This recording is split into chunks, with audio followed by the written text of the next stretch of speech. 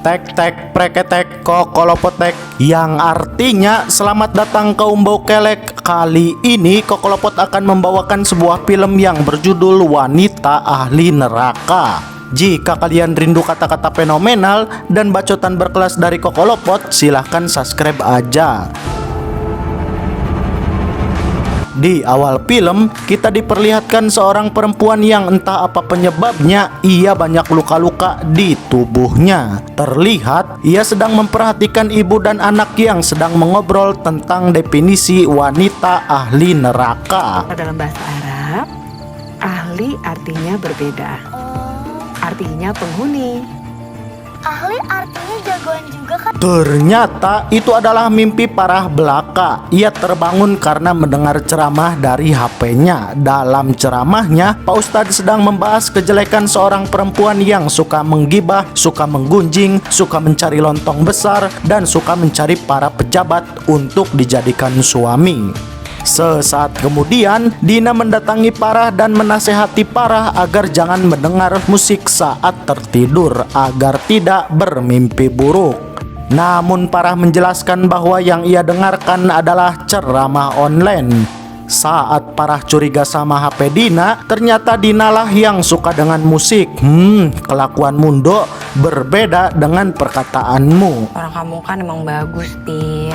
Di Pondok Anisa terdapat Umi Harum yang meminta santri membuatkan teh hangat karena kita kedatangan sosok calon gubernur yang bernama Deddy Suryadi. Saat itu Deddy Suryadi sedang meminta nasihat kepada pimpinan pondok. Lalu pimpinan pondok mengatakan kalau memimpin suatu daerah maka ia harus mampu memimpin keluarganya terlebih dahulu. Parah dan Dina yang penasaran tengah menguping percakapan mereka. Deddy mengatakan bahwa ia sedang mencari calon istri yang mampu menjaga harkat dan martabatnya. Mendengar hal itu, Parah tergiur dan langsung mengatakan keinginannya untuk menjadi seorang istri gubernur. Kemudian Umi Harum menjawab, memangnya kamu nggak mau kuliah dulu? Oh, Farah nikah, kira-kira Umi setuju nggak? Lagian udah lama Umi, Farah tuh menantikan waktu. Rekomendasiin Farah ya Umi. Parah yang kebelet menjadi istri pejabat, ia bersikeras meyakinkan Umi Harum agar direkomendasikan kepada Deddy Suryadi. Singkat waktu, akhirnya mereka dijodohkan dan langsung menikah. Parah terlihat sangat bangga memiliki suami calon pejabat dan Deddy merasa bahagia karena apem Parah sangat legit dan enak. Saat masa kampanye, Deddy menjanjikan kemajuan usaha warga demi meningkatkan kualitas hidup warga di sana. Itu semua tanpa bantuan dari ibu-ibu.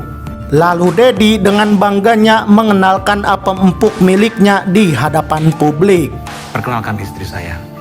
Di waktu yang sama, Parah mengalami hal aneh. Lalu ia melihat sosok misterius di tengah warga. Hingga ia sangat shock dan meler. Apakah ini awal petaka yang akan menimpa keluarganya? Kita saksikan filmnya sampai akhir.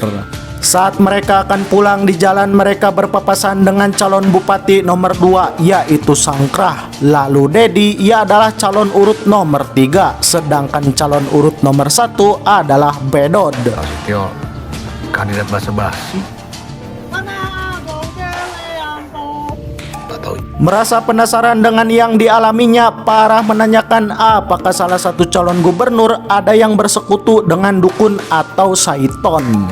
Deddy menenangkan Parah bahwa ia tidak main dukun atau saiton. Kalau ia menang itu karena doa dari istrinya berapem legit. Karena ia yakin pada pria perkasa di belakangnya ada istri yang sempit dan enak. Setelah itu kejadian-kejadian aneh sering mengganggu Parah. Bahkan ketika ia masak di rumah, ia melihat kukunya rusak dan tiba-tiba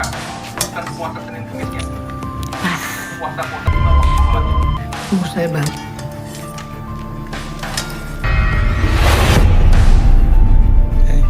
siapakah sosok tadi? Tiba-tiba malam poek. Saat Deddy sok romantis memotong kuku Parah, tiba-tiba Deddy menjadi sadis dan memotong jari Parah. Parah yang sudah nyaman dengan lontong suaminya, ia memaklumi semua kejadian tersebut. Loh, para wanita banyak masuk surga karena belajar masak.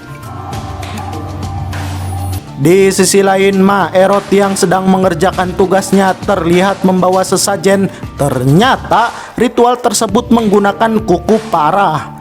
Entah apa tujuan Ma Erot, hal itu membuat kita mikir keras. Saat Parah selesai sholat, ia kembali mengalami hal aneh. Saat ia mencari suara tersebut, banyak hal aneh yang terjadi.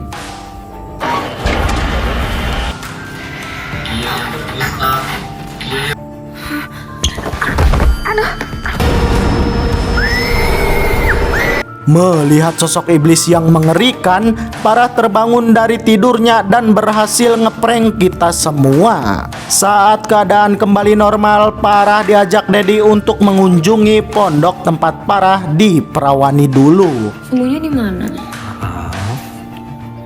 Sayang, Aku tuh perasaannya nggak enak deh, Mas. Bawana wajib dan yang semarabu. Nah, apa sebenarnya yang dilakukan Ma Erot ini? Singkat waktu, Parah sampai di pondok. Terlihat mereka disambut penghuni pondok dengan sangat hangat. Teman-temannya menyembunyikan rasa iri dengki dengan pujian. Mereka mengatakan Parah semakin sempit legit, apalagi sekarang ia telah menjadi istri calon pejabat. Di dalam pondok, seorang ustadz sedang memberikan ceramah. Ia mengatakan bahwa di neraka itu didominasi para betina yang memiliki apem indah, suka iri dengki, suka menggibah, suka jualan sorabi, suka menggunjing, dan berpakaian seksoi. Ceramah tersebut membuat Dina merasa bosan karena lagi-lagi ia harus mendengar ceramah yang sama dari ustadz bewok yang sama juga. Ya Allah. Dan yang kelima, wanita yang para pecinta baginda Muhammad sallallahu alaihi wasallam.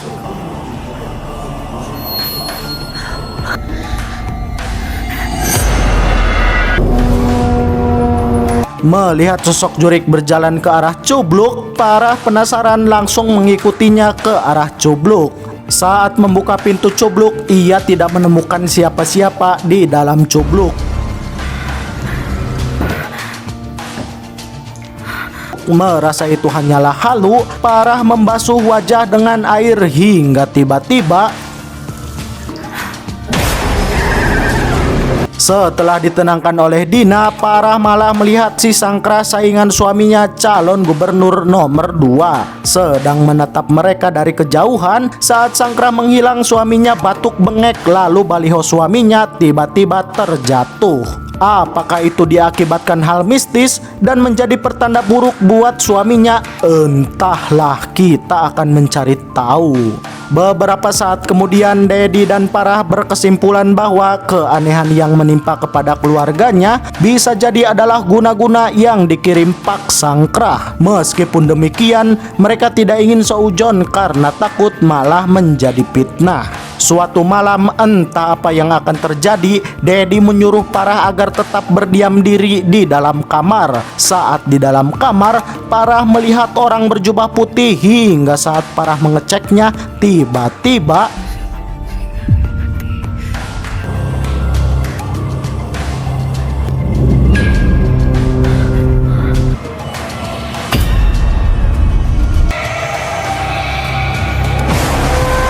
saat Parah ketakutan, ia keluar dari kamar dan melanggar perintah suaminya. Hingga Parah melihat bahwa suaminya sedang ritual memusrikan untuk kewujudan cita-citanya.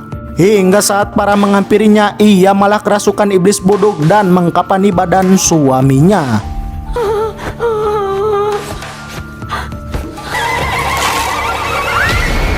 Dan jadahnya lagi-lagi itu hanyalah mimpi Parah belaka. Hingga saat ia terbangun dari bobonya, ia mendapati berita bahwa Pak Sangkrah telah modar. Berita tersebut membuat Parah kaget karena mimpinya semalam seolah menjadi kenyataan. Kemudian Parah dan Dedi pergi ke rumah duka Pak Sangkrah. Hingga saat mereka melayak jenazah Pak Sangkrah, Parah kembali mendapatkan teror.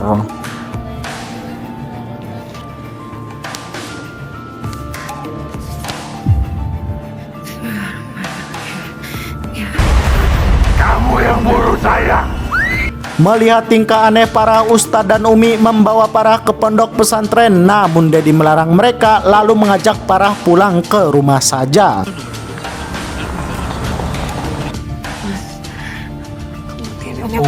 Jangan batas Mami. Umi dan Ustadz yang merasa khawatir dengan keadaan Farah, Umi merasa perlu segera menolong Farah. Ustadz yang berpikir normal mengatakan bahwa itu permasalahan keluarga, kita tidak bisa langsung ikut campur ke dalamnya. Dina yang tidak sengaja menguping, ia disuruh mengantar makanan kepada Farah karena Umi dan Ustadz khawatir atas kesehatan Farah. Sampai di sana, Dina tidak diizinkan masuk oleh si Dedi yang borokan ini, hingga hanya lantang makanannya yang diterima. Sedangkan Dina sendiri, ia disuruh balik saja sajadah. Dina, teguna. Pulang sini kan ya? Bukan untuk umum mbak, lewat depan aja, lebih terang juga. Di saat bersamaan Farah mendengar suara aneh di dalam kulkas. Ternyata di dalamnya berisi kain kafan yang harusnya bukan tempat di sana. Hingga saat ia akan menutup pintu kulkas, tiba-tiba ada pocong.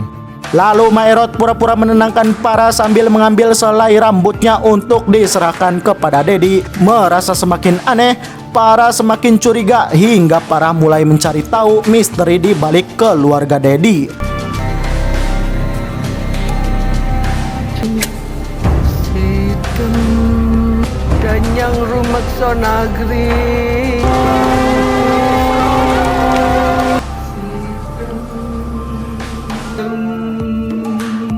Hebatnya, Farah kini menjadi seorang media. Ia merekam kegiatan Maerot yang sedang melakukan ritual musyrik di gubuk belakang rumah. Lalu ia mengirimkannya kepada Dina. Mengetahui istrinya mulai macam-macam, Dedi langsung marah kepada istrinya dan menghapus rekaman tersebut. Badog Tasya calon gubernur. Saat Dina mengecek HP-nya, dikira itu adalah Farah, ternyata malah juri kos rekorengan buduk yang muncul membuat Dina kaget setengah modar. Farah yang telah buta pada lontong perkasa Dedi, ia mau saja meminum minuman haram yang diberikan Dedi, hingga tubuhnya lemas tak berdaya, pengen segera dikokop lontong Dedi. Bukannya mengokop Farah, ternyata Dedi malah mengambil kulit dari punggung Farah untuk ia gunakan sebagai ritual persembahan iblis pocong.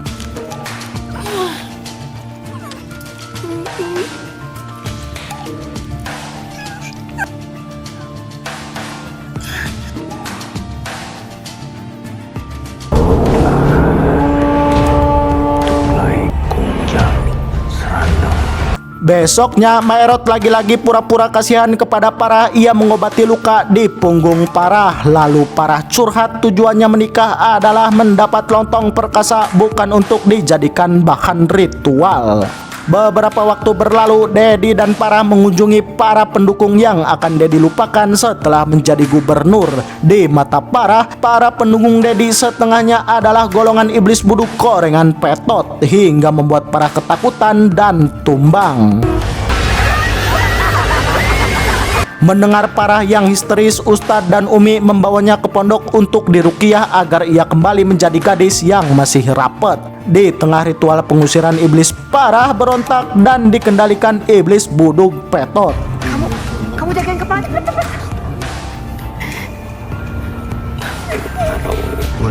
Astagfirullahaladzim ya Allah. Umi, ya Allah, ya Allah. Karena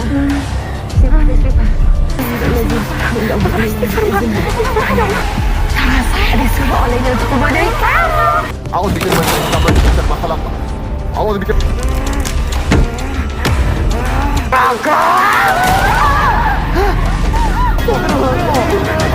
Setelah mengusir iblis buduk itu, Umi meminta agar Farah tinggal dulu di pondok sementara. Namun Dedi tetap ingin membawa Farah pulang saja. Merasa khawatir pada Farah, Umi menyelipkan jimat untuk melindungi Farah suatu saat dalam bahaya. Sampai di rumah Farah dan Dedi kembali adu bacot. Farah mengatakan bahwa kau musyrik, kau bukan lelaki idaman, kau lagi lontongmu tak berdaya, kau loyo. Dedi mendengar hal itu, Dedi emosi dan merujak Farah. Maerot yang menyaksikan hal itu senyum-senyum sendiri merasa kepuasan. Maerot kemudian pura-pura menolong Farah, namun Dedi semakin emosi dan menyalurkan semua hasratnya sehingga Dedi menyuruh Maerot menyiapkan ritual terakhir dan Farah lah yang akan menjadi tumbalnya. Dina yang ternyata menyaksikan kekejaman Dedi, ia segera melaporkan kekejaman Dedi kepada Umi dan Ustadz bahwa ia melihat Farah tengah digobiah oleh lontong perkasa Dedi sampai mengeluarkan air marjan. Mengetahui hal itu, Umi dan Ustadz akan segera menyelamatkan Farah, namun mereka dihadang oleh anak buah Dedi yang langsung merujak Umi dan Ustadz. Sementara Dina, ia berhasil melarikan diri. Kembali kepada Farah, merasa kasihan kepada Farah, Maerot berubah pikiran dan akan membantu Farah untuk melarikan diri dari neraka ini. Namun usahanya gagal karena mereka ditangkap anak buah Dedi dan membawa Farah ke sebuah ruangan. Lalu ia dikapani oleh si Dedi untuk langsung melakukan ritual tumbal terakhir. Dalam keadaan lemas, ia mendapati surat di kantongnya. Isi surat itu adalah, "Agesia baca surat Al-Fajr, mis diselamatkan ku Gusti Allah." Saat membaca surat Al-Fajr, si Dedi terus melanjutkan ritualnya.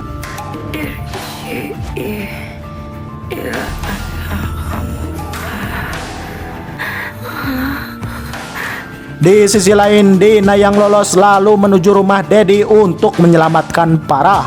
Jadah siaboloho, bobrok, rongsok, tungotak, lain lapor ke Pak RT, Pak Lurah, Pak Babinsa, Boh Polsek, malah datang sendirian saja.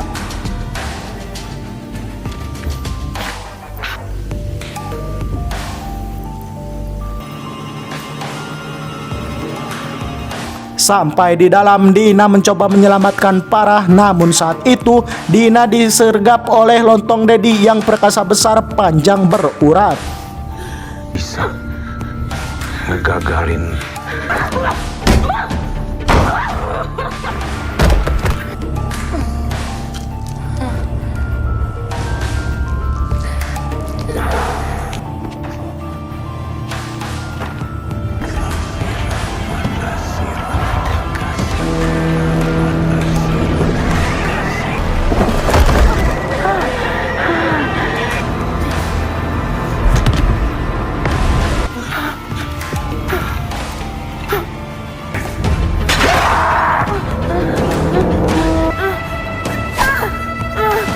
Melihat ada kesempatan, Farah diam-diam menusuk Dedi dengan tanduk munding ke dalam tubuh Dedi.